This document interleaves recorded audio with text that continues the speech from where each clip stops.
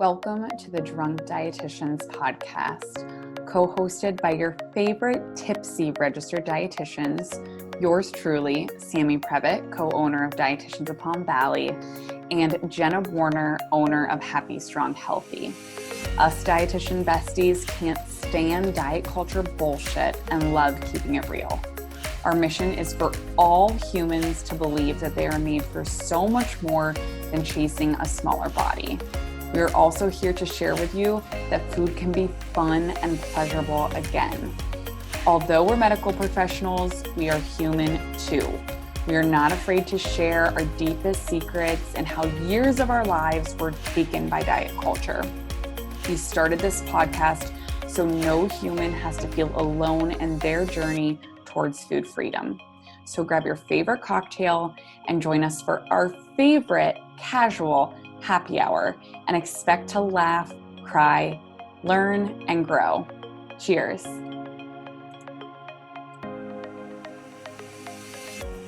Welcome back to another episode of Drunk Dietitians. Today, this was our second family member episode. Yes. So we had first on your side though. Yes, that's true. So we had your mama on. Well, she was one of our first ones, but today we had my cousin Derek Schell on here, who just happened to be the first ever NCAA Division II basketball player to come out as gay, and he has done some amazing speaking events all over Nike. He had worked with Nike on a panel for their #BeTrue movement, and he's so well spoken.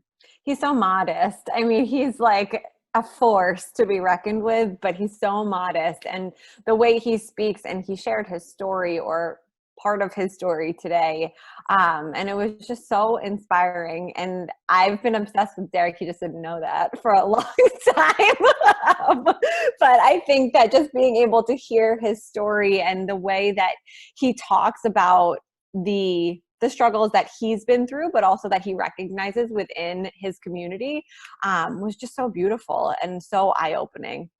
Yeah. So of course he shares his coming out story and kind of the different phases, but then this conversation definitely takes a deep dive into the prevalence of eating disorder and body image issues, or struggles. Well, obviously with everyone, but more specifically in the gay and transgender and bisexual communities.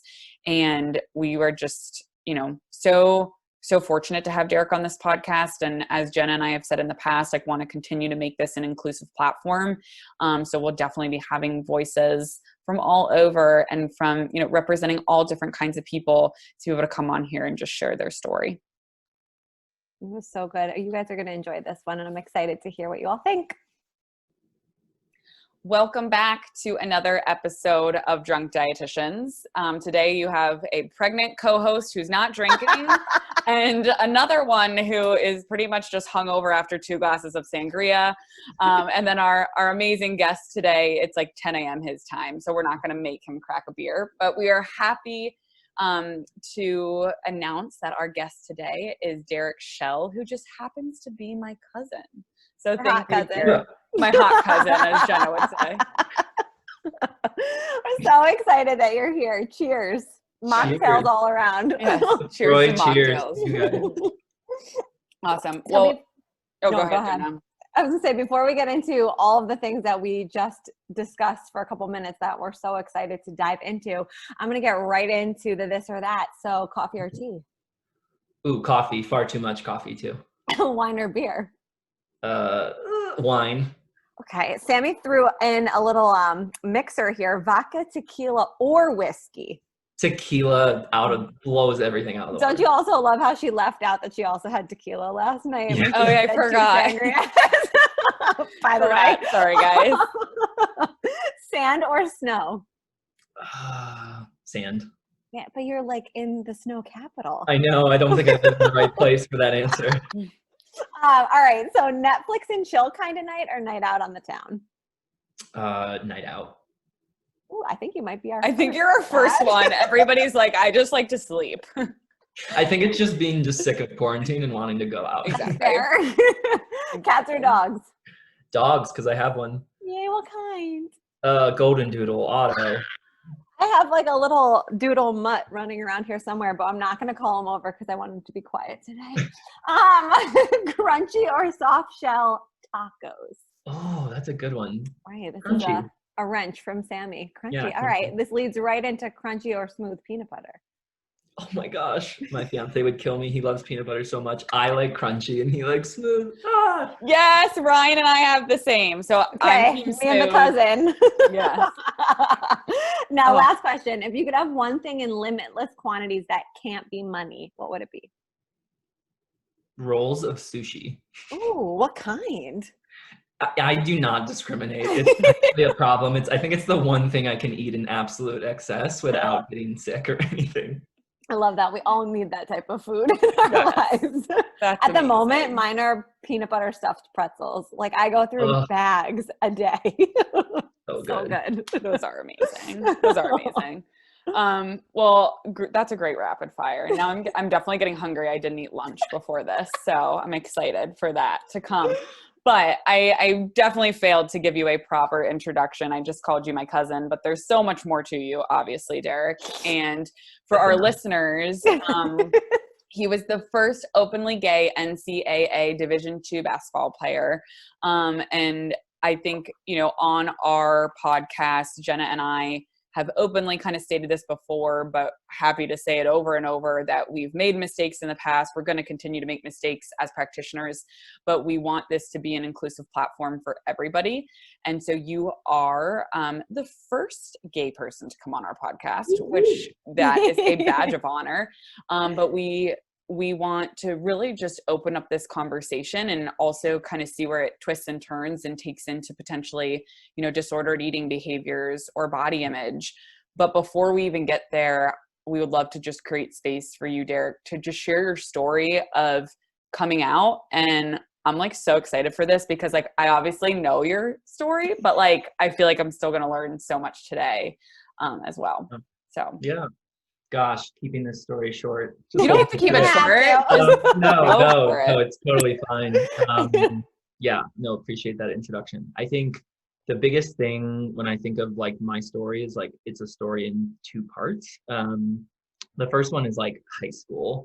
Well, like middle school, high school, when you're like, no one knows who the hell they are and you're trying to figure everything out. And I think mine was amplified by like the picture perfect family kind of situation. Like both my parents were coaches, didn't have, I mean, Sammy, you know this, don't have a divorce in the family, don't have any, like every cousin I have, every aunt, uncle, just like super productive, great, successful people, great athletes. And I think that kind of trickled down to me where I was dealing with two things at the same time where I like knew I was different and didn't like the same things that like my guy friends did. And I was like, video games are stupid and like football isn't as fun as I'm acting like it is. But having kind of these pressures to, fit in with the rest of the family and my friends. And it just turned out I was really like good at those things like sports. So I like to call it, I basically just overachieved to kind of distract people from even asking the questions of like, Derek, why don't you have a girlfriend? Or Derek, why don't, all of these things. And it was a tough time where I was just overachieving. I was the best student. I was good at a lot of different sports. And honestly, when I went to college, I thought all of the like confusion about why do I find this person who's a male attractive, I thought that would all kind of go away. I thought it was kind of just a phase. I happened to, as I start phase 2 of this story, I happened to go to the most conservative college in the nation to play basketball. So that's why I think my story is very unique, because I basically threw myself into like the worst scenario possible for someone who's struggling with their sexuality. Not only could I not like obviously act on anything, but I was a college athlete who had other things to think about and be a good college basketball player. And the exact opposite happened. I think being thrown into that environment, I was kind of like, yep, I get it. I am not straight. I need to do this. And I think the ultimate question was just, what do you want the rest of your life to look like, Derek? I mean, depression and anxiety in high school was rampant. And it was kind of like, you have a choice to make now. I saw too many people who were coming out in their 40s or 50s, or maybe not even not at all. So I decided to come out and maybe change some minds and kind of help past me, right? So as a kid, like if I could help someone who was me when I was 14, 15, 16, I wanted to do it. So I penned this coming out article that kind of like, I'll say set my world on fire. I won't say set the world on fire because no one knows who the hell I am, but Not true. it did in a I definitely do. it did in a little ways, because it was at the most conservative college. They really tried to dim the article. They didn't even want me to publish it, but it kind of like took off. And with that, a couple things happened. One, I realized just how many people were exactly like me out there, who maybe were like in a church setting, who felt that they couldn't come out, who were maybe very athletic, who felt like they couldn't come out, who didn't fit into stereotypical boxes of someone who could easily come out. And then the other thing I realized was just, I started to get a little bit of like a following, not like a following of like, I'm cool and I'm a celebrity, but people who were now following my life and wanting to know what I'm going to do with it. And now with this new voice. And so you follow that into phase 3 of my life, which is, you know, went through college, met so many cool people. Then I got to do all of these amazing opportunities like public speaking for Nike, the NCAA, kind of being that like conservative athlete college voice. How did you go through that all the way until like living in the exact opposite environment, moving to New York City and just living this big old fabulous fun gay life that I did for a little bit. So I think that's the best way I can summarize it, but it made me have a really unique perspective, not only on things like conservative environments, super liberal environments, but how all of that kind of ties together when you're talking about athletics, sexuality, bodies, mental health is a huge one. So I think it just kind of gave me this really well-rounded background. And while I probably wouldn't choose to go to that college again, I'm so glad for each one of those like phases that I was able to go through. Are you a TED Talk speaker? That's like my dream job. I How mean, do you read my mind? how do we get you to, how can we help you become one? Because your story is so inspiring. I want to know every single detail. I want to read a book on you. Like, I want all of this. And I think so many people would agree. I'm speaking for so many people right now. Am I hiring you as my publicist now? I mean, I will help you find one. I would love to hear, because I mean, for me, it's so interesting because I'm so close to you, Derek, and grew up with you. And so hearing your time where you kind of talk about phase 1 or part 1 in high school and suffering with like depression and anxiety. Did you was that something you ever confronted, or was it like you pushed it down and overfunctioned to get through it? Or like, was that something you had ever talked to your parents about, or did you connect that all, or how did that look? Not at the time, but I think that's what made me so hyper aware and able to talk about these things now, because I realize now how important it is to, again, what you said, confront it versus just overperform. I think everyone does that in a lot of ways. Like, we all have our vices. It's like, could be a glass of wine, could be just like overperforming, being the best at something, to just be kind of like a distraction to everything else. And I think it's funny because a lot of people say now, like in my life, that I have changed or I'm so different. And it's funny because I find that to be kind of a compliment, because it feels like, to me, it's like I'm finally liking what I like, developing the habits that I always wish I would have, saying the things I wish I would have said, and like treating myself the way I wish I would have treated myself back then, when it was just like, keep it all below this surface level and you'll be solid. So no, I definitely didn't do it during the time. But again, I don't think if I would have done it then, that the rest of those like phases would have happened, if that makes sense. Absolutely. And you made me think of, I put this up the other day. It was actually from the Almost 30 podcast where they had Glennon Doyle, the author of Untamed, on there, but they were saying, as we continue to grow and evolve and come into ourselves, sometimes society and our friends and family may see it as moving further away from ourselves. It is okay if you are moving away from that older version of you. You are allowed to grow. And I just think that's so true. And I know like Jenna and I relate to that from a sense of like being diet culture dietitians and now being these like inclusive, intuitive eating, health at every size, body positivity. Like people will look at us and be like, are you okay? Or like, what is this? Or what is this messaging? And obviously that's just an example that I think of, but I think the same thing goes for you is like, of course we're changing and growing and evolving. And I would hate to be in a world that we weren't. I think I always love that quote, and I'm totally going to butcher it, but it's about like, one of the responsibilities you have as an adult is like unlearning things from your past. And I think that's what I did that whole time. And obviously what you guys have done as dietitians was just like, when people say I've changed, I was like, no, that just like wasn't fully me back then. Like I didn't just like dance around and sing show tunes because I was scared of doing that. Like, but I do that all the time now. And I love that. And I think that's obviously adding to like just quality of life and self-esteem and all of those things. But I think that piece of part of being an adult, and as you grow and learn, the reason why people in like 40s feel like they have it all figured out is because they've like peeled back these layers and been like, why do I do that? Or like, where did I start doing that? And I think a lot of it is like way earlier than we ever realize in our lives. Yeah. Internalized trauma, like, childhood stuff, like you said, things that we pick up from our parents or, or society or media.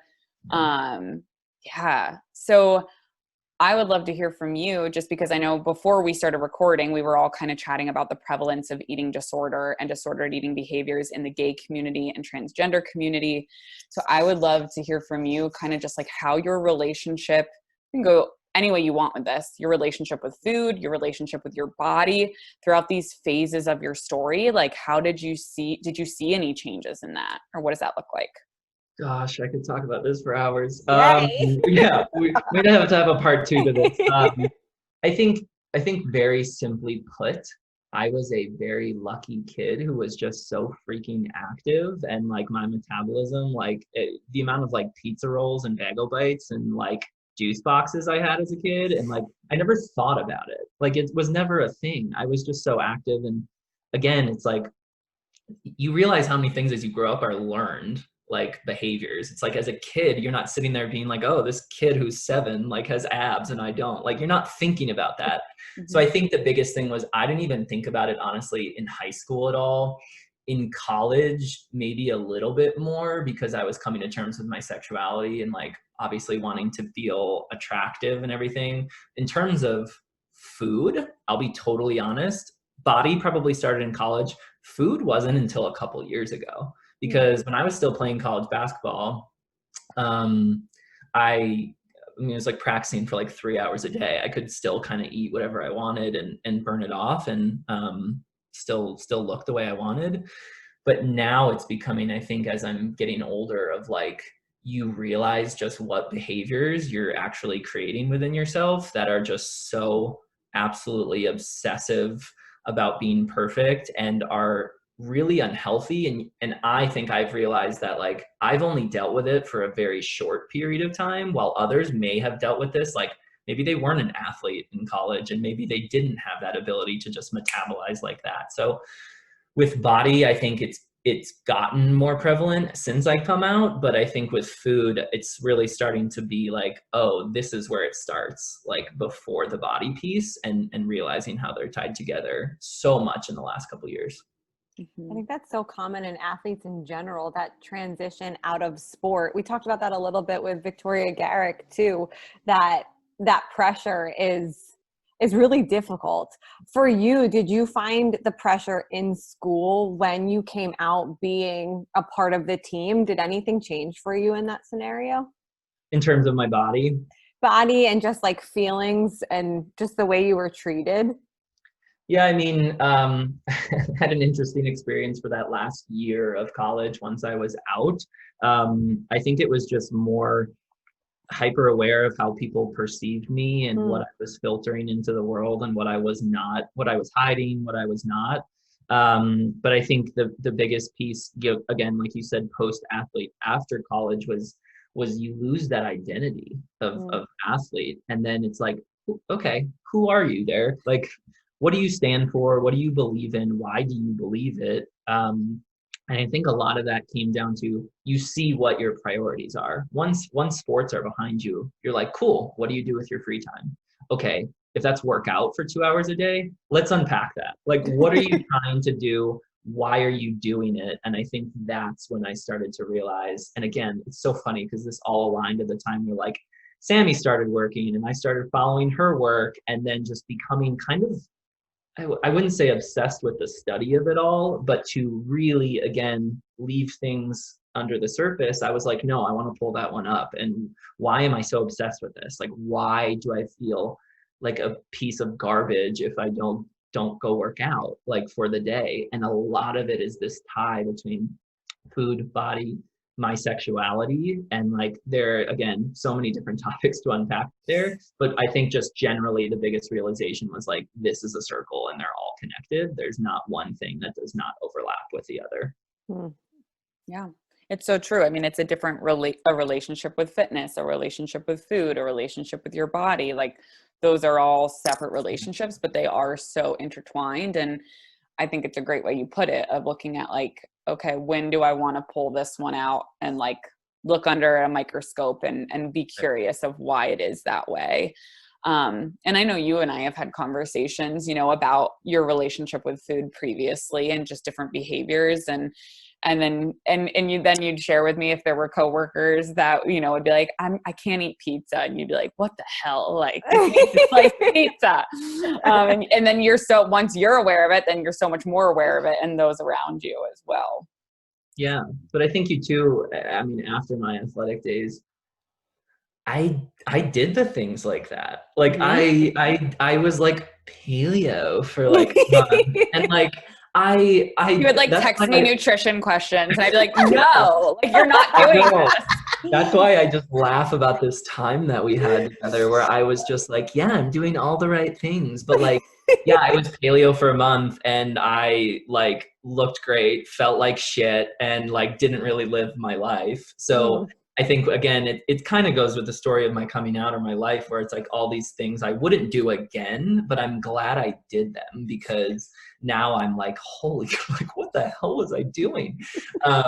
Especially when it comes to food and just realizing just how much that was in one of those unturned stones in my life of like not really even thinking about it until now, and how it relates to body image and mental health too. Yeah. So I feel like this is such a loaded question. And I know you said, well, no, I know you said earlier, like, you're like, I'm not here to represent the entire LGBTQ community, which we understand, but like with your experience in it, before you were engaged, let's say if you were on apps or, you know, whatever the dating scene was like if you can just kind of, you know, peek open or like pull open that window for us, like, what is it like? Or what did you see with this whole body image topic in the gay community?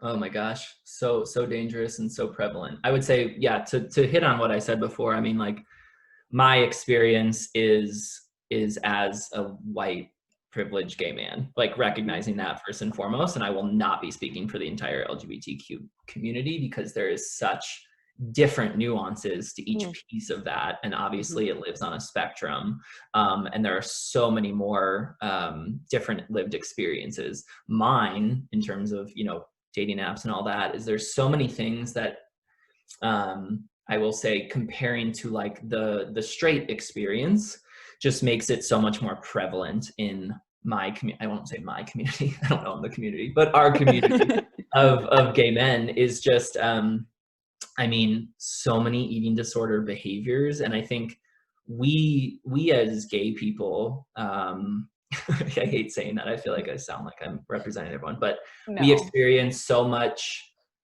isolation, bullying, harassment, inability to accept ourselves. And then you add this layer of like dating and social media, of intense stress and anxiety, of like making sure you get likes on Insta. So there's just so many layers to it. And I can say that the first layer that I ever experienced was just, to be totally frank and honest, was you will get more love, attention, and acceptance if you look a certain way. Mm-hmm. And I think I experienced that on the positive side, to be totally frank, where I could see it, where I was like, cool, people like me more. If I post this photo, I will like get more attention, or people will comment more. And again, it wasn't even just about social media. It was about in person too, about like, oh cool, you'll be in these social circles. And it's like, it goes so far beyond the dating apps to, it's like really a level of status of like, if you are looking a certain way, obviously in turn eating a certain way,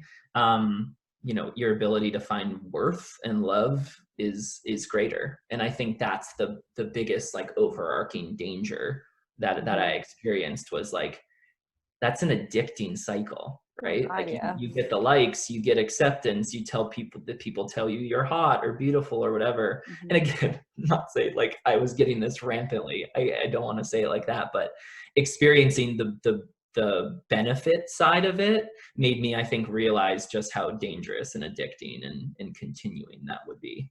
Yeah. And I think that's, I mean, whether you're gay, straight, whatever you are, like external validation from others. So what I'm kind of hearing you say just really like fuels the fire. And that's where with our clients, and I know Jenny, you'll agree, if they've came from diet after diet after diet, they'll say, you know, that diet worked for me.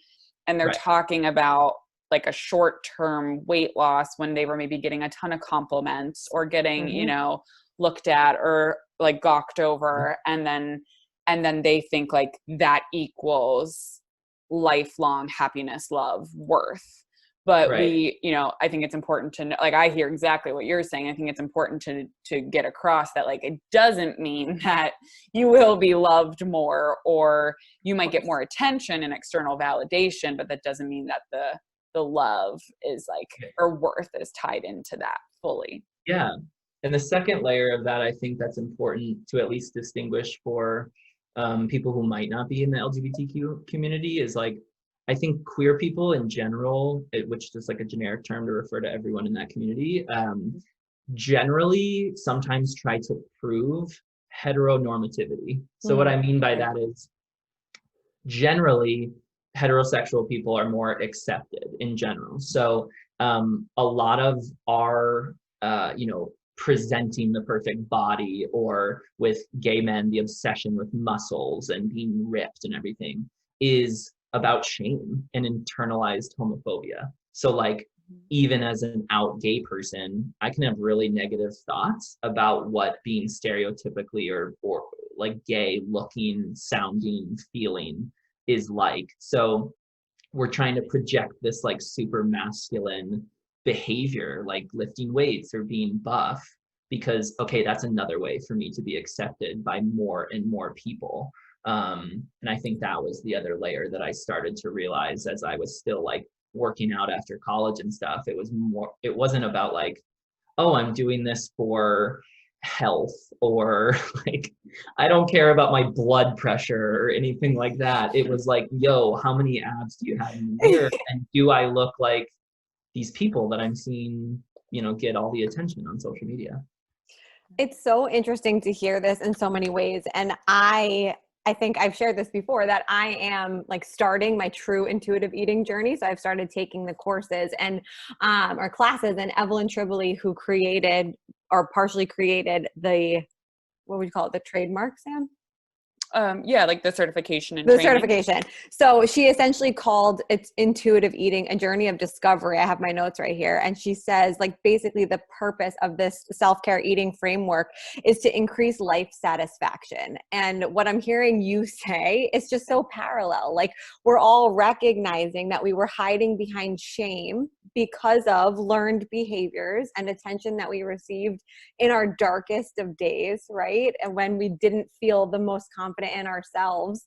And when we're finally stepping into what we believe and know to be true and prioritizing our health and happiness, like the life satisfaction increases.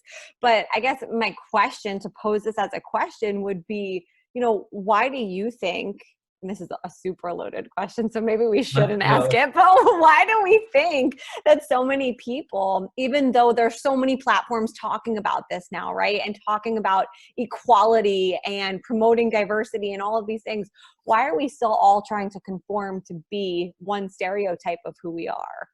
I think, at least for me, it's like the voices that are loudest are not saying those things.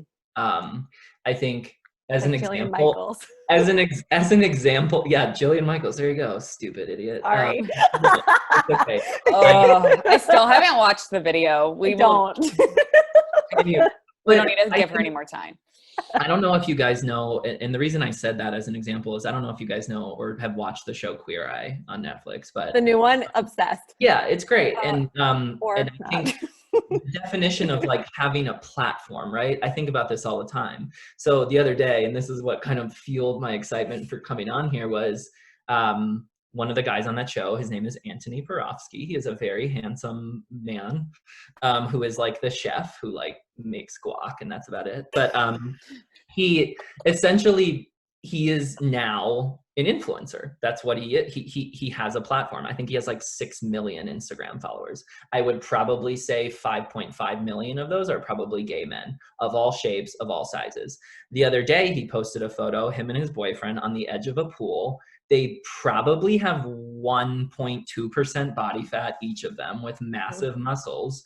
And the caption of the photo was like, "We can't stop eating fudge," or something like that. And I was like, I was so mad. You can ask my fiance, because I was just like, this is what does it. The voices are the powerful voices like you two, or those voices who are trying to change the conversation, who have unlearned those things. Someone like that, they have 6 million people reading that and saying, oh, like if I could just look like that, like, oh, and I can eat fudge while doing it. Like, oh, how did they get there? So I think it's, how do we have the right people amplifying those voices? So the louder voices are the ones dealing with the unlearned behaviors, peeling back the layers, versus how dangerous is someone like that with such a platform coming on. I mean, I think about dangerous platforms, our own president, all that good stuff, but like, of who has influence, right? Who's listening to you? And a lot of times someone could be following that guy, and he could be a 15-year-old kid who's struggling with something like that, and he goes, well, he has 6 million followers and everyone loves him, and he has abs and super huge muscles. So I think that's where it all starts from. Yes. You're so right. Yes. And I think that, I mean, I know Jen and I can relate, and I don't want to keep like giving analogies, but I feel like that's what I'm thinking about. Though. Keep going. Well, I was just going to say, like, so Derek, that conversation, right, of like, okay, he's a gay man looking a certain way. People are, wanting to be like that if they're a 15-year-old person looking up to him. And then that same thing comes for dietitians, is we are mostly thin, privileged white women. And so if you're, have a big platform as a thin, privileged white woman, and all you're showing is thin, privileged white women, and all you're doing is telling them to eat a certain amount of calories and you'll look like me, then like that's so problematic, and it's so harmful. And so exactly like you said, I think that hits the nail on the head for anything, whether it's sexuality, whether it's body, whether it, whatever it is. Like, we have to have people on these platforms that, are Black, transgender, gay, whatever it is, that have dealt with the shame and the oppression so much more than we have. And it's so important. I think in the day and age we are in 2020, it's just like visual representation too is so huge. Everything is visual. You're going to see it often. And the body dysmorphia and body dissatisfaction that you're talking about is not limited to one certain gender identity or sexual orientation. It is every single one in different ways, definitely in different ways. But I think that's what, in seeing this, seeing your research, seeing the things you post and everything, it's just like, this connects with everyone across the spectrum. in different ways and in different impacts, but not one is greater than the other. It's just, what is the true layer there that's affecting this specific, part of the spectrum. So I think that that's more important to just show all those voices and bodies and, maybe drown out the other voices that are too loud. While you say that, can you share the stat that you shared with Sam and I before we started recording about the prevalences of eating disorders in the gay community? Yeah, I just find it fascinating because it is. I think a lot of people are like, well, yeah, there's not that many gay people. So gay men in particular make up like 7 to 8% on any given day of our population. But of the population in general that has an eating disorder or identifies as having an eating disorder, 42% of those are gay men.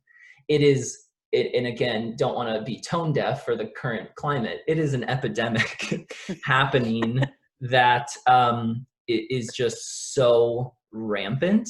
And I think one of the things I'm passionate about is there's so many of the fitness influencers and people who are spreading the negative messages, or every single picture they have on their feed is like some posed naked photo.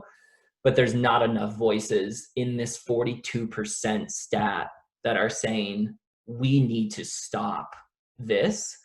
And I think it's also important to have more voices who may look closer to the norm or the standard, I'll call it, who are calling other people out for this stuff. It can't just be the ones struggling the most with these issues to be the ones speaking up about it, because those voices aren't going to be loud enough. It needs to be like the people who are near that pulling other people up to say like, no, you don't represent the 42% of us or whatever. Like, that is not the representation that we're looking for. Because I think that's the only way like a real change would actually happen. I mean, I'm embarrassed to say that I didn't know that statistic. And I mean, we talk about eating disorders all the time, and that statistic's not out there in a way that it needs to be, in my opinion. Yeah. Or even when you look at treatment centers, I forget, there was a dietitian the other day. I can't remember who posted it. I'll have to look it up, but she was posting like all of the inpatient facilities like in the nation, and like how many of them are like women only, like they only take like, which is like ridiculous. Like when you just think of the lack of resources and I think Ed Sheeran didn't he just post something about his eating disorder as well? So like just men, and because it's looked at as a white woman's, disorder, but there's, it affects everyone. Everyone has a body. Everyone lives in this fat phobic world. So it's in our last episode we just released with Erin Flores on like, what is fat phobia and where does that come from? Like if anyone's listening here, like that's a great one to go re-listen to. But when we live in this fat phobic world, it makes you look in a mirror and say, should I lose weight? Am I going to be more loved? Am I going to be more accepted? When we know that that is not going to bring love or acceptance, but unfortunately it's so rampant.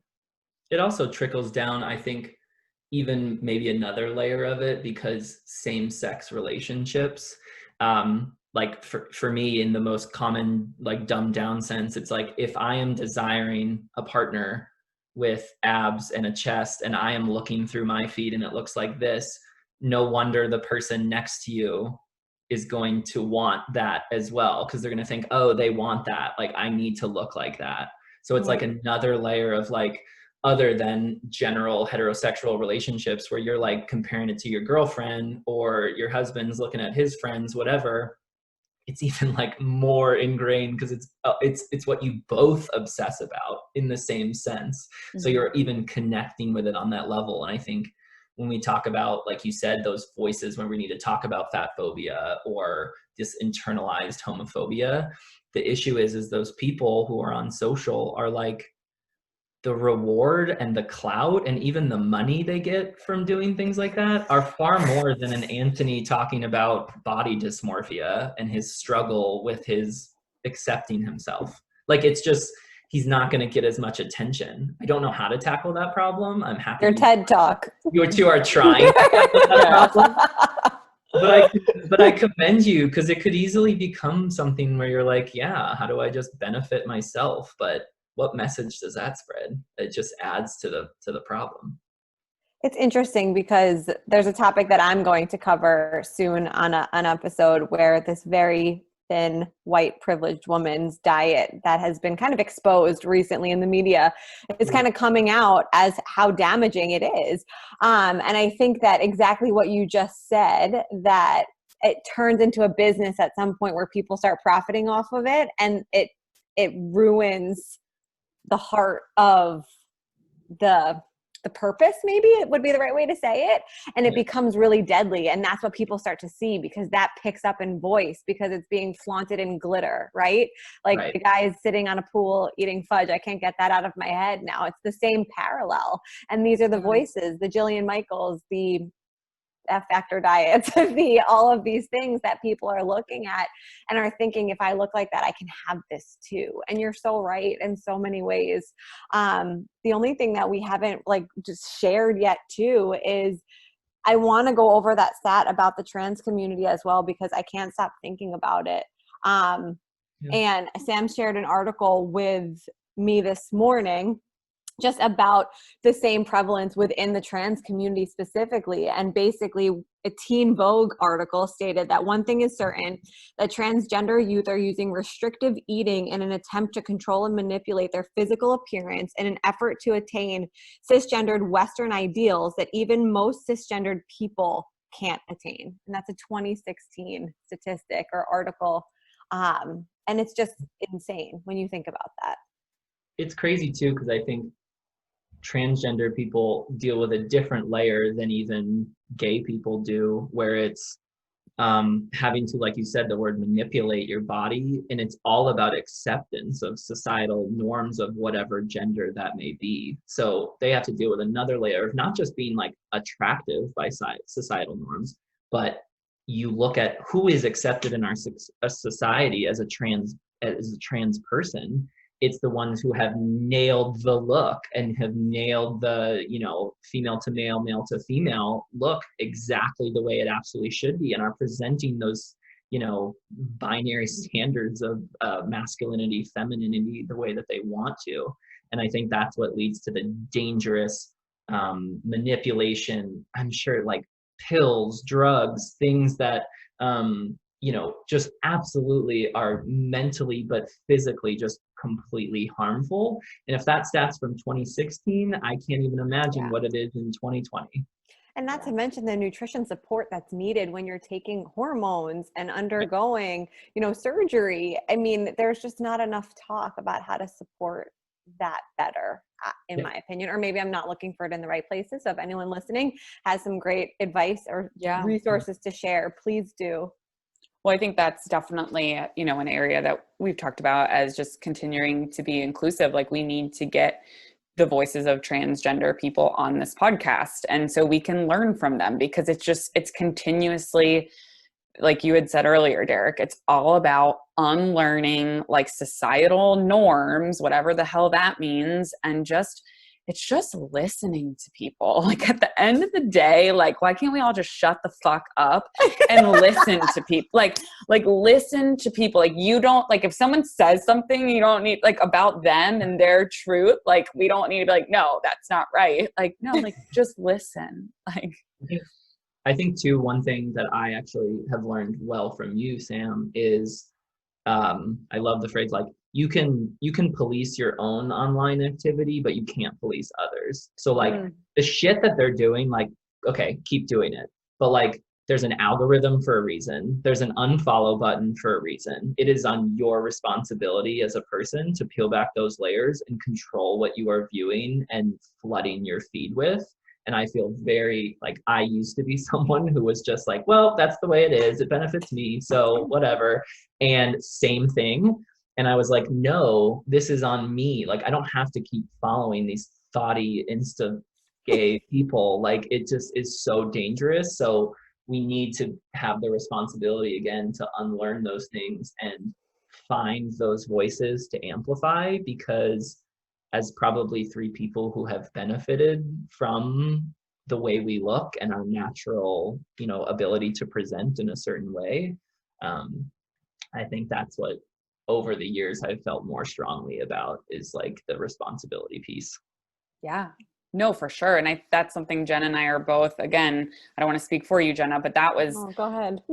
that was one of the things, you know, as I transitioned from diet culture into intuitive eating, I have many mentors that we've had on the show, Haley Goodrich, Fiona Sutherland, Anna Sweeney, that have kindly called me out and said, like, you can't keep putting your body all over your page, even if your intention is not to say like shrink it or look like me. When your followers are so insecure and have so many issues around body and food, they're going to see your thin white body and think, like, even if that's not what the post is about, that's what they're looking at.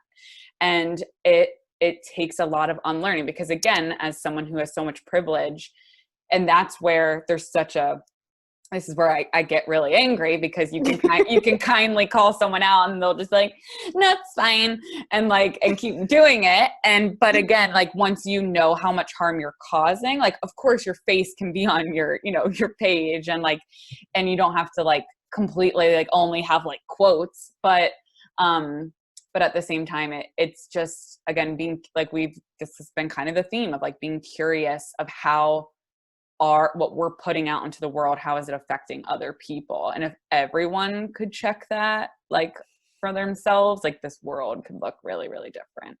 Yeah, I mean, they're I'm only not going to tooting all of our horns and saying like we're perfect, 'cause we make a lot of mistakes, and I will continue to do so. I still do it daily. I mean, the guilt of just, I got to get a workout in, because otherwise, like, oh God, what if, God forbid, what would happen if I didn't get the workout in, or eat something poor, and you still get those like unhealthy feelings that I did a long time ago. But like you said, it's like, no one gives a crap about the caption about fudge if all they're looking at is like some body by the pool, like dripping in water. And you're just like, oh, that's within reach. Obviously I could be that. And that's, I think, where it's like, okay, how much do we have to unpack here? Like, let's get into it, but you got to do the work. Yes. Such a misrepresentation of each community that we're speaking of too, like when we talk about these people that have the most power over the voice of our communities, it's just such a misrepresentation of who we all are. Yeah.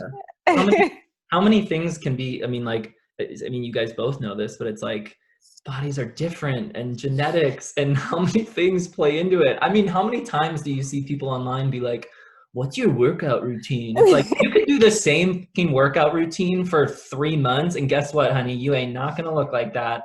And I think that was my biggest problem after college, was like, oh, cool. What's the equation? Like, let's just keep doing this. But there's so much more. And I love the tie to the responsibility piece and the mental health side of it. Is like, what's your worth? What are you worth sacrificing? What's the life you want to live? Like, yes. Wouldn't you love to be inside Sammy's DMs with people probably still asking her about like diet questions and workouts? Because I can only imagine, because they still ask me those questions in the request, and I just leave them like, do you think low carb works for me? And I'm like, have you seen my profile? like, have you read any of this? I was probably the one in Sammy's DMs like 3 years ago, but I will say I have gotten better. Now I send her shit from like influencers, and I'm like, can you talk about this? Yeah. No, he'll always send me like the pop culture, diet culture stuff that I never see, because I'm like so out of the loop. She's blocked it. But that's like great, because I need to cover it. But so this has been amazing, and I want to like keep talking forever. I love you, Derek. Can you tell? I love talking to you. Next time needs to be with wine. Yes. We'll give do me like 5 more months. Yes. So we always like end our episodes with a tipsy of the day kind of thing. So I would love to hear from you, Derek, of like, if anybody in the, I would say LGBTQ community listening to this, or someone who maybe hasn't come out yet, what would be like your number one thing you want them to know or get away from this episode? Oh gosh. He's like, why are you putting me on the spot right now? I always ask this question to people: if they had a billboard in New York City, what would you want it to say? Or in Times Square, what would you want to say? I would say like, you have to love yourself before, like, no one else is going to love you until you love yourself. And I think, again, there's so many layers to that, and that's such a loaded generic thing. But I think until I started to, even from the body all the way to the show tunes of just loving who I was, I don't think I have been happy until that point. And no online clout or anything is worth it until you're at that point. Again, you said it before, Sammy, I don't have it perfect, and I have my struggles and my days where it's not there. But I think you have to love yourself before any of that falls into place. Not that that wasn't like so beautiful, but I just need to know what your favorite song to sing is. Like, what is the show tune of choice? Tell me. Honestly, I sing a mean "Don't Rain on My Parade" by and like I will never put that online. But like, if you want a little preview, like, we'll talk. Always, because in my home we belt out "Waving Through the Window" from Dear Evan Hansen. Yes, Pretty much all day long. I'm hanging out with the wrong people. Meanwhile, I'm like rapping like the Savage remix in my kitchen, and Luke is like, "Shut up! Like, just stop." But so there's that. I can see it. I see all of it. Oh, I can do it. Oh my God. Well, thank you for being here, Derek. But before we sign off, tell anybody that's listening that's like they want to reach out to you or they just want to hear more about your story, where's the best way that they can find you? Yeah, I mean, I'm sure you'll link my Instagram handle, probably too addicted to Instagram, but email is just first and last name, derekschell3@gmail, but @dshell4 for all social. So love to connect and continue this conversation with whoever would like to. Thank you so much. Thank you guys. You're the best. Guys, thank you so much for listening and being here with us. I am virtually cheersing all of you. We absolutely loved sipping on a cocktail with you and sharing as many nutrition tipsies as possible during this episode. We know there are a ton of pods out there, and we are so appreciative of your time that you spent listening to us today. Please be sure to check out the show notes for episode details and all of our guest information. We promise to keep bringing you the best and the most knowledgeable and fun guests we possibly can. Please be sure to subscribe, like, share, and post if you enjoyed our content today. And visit us on Instagram and Facebook at Drunk Dietitians to find out what is up next for us on the pod. We absolutely love you. We appreciate you and can't wait to spend more time cheersing with you soon.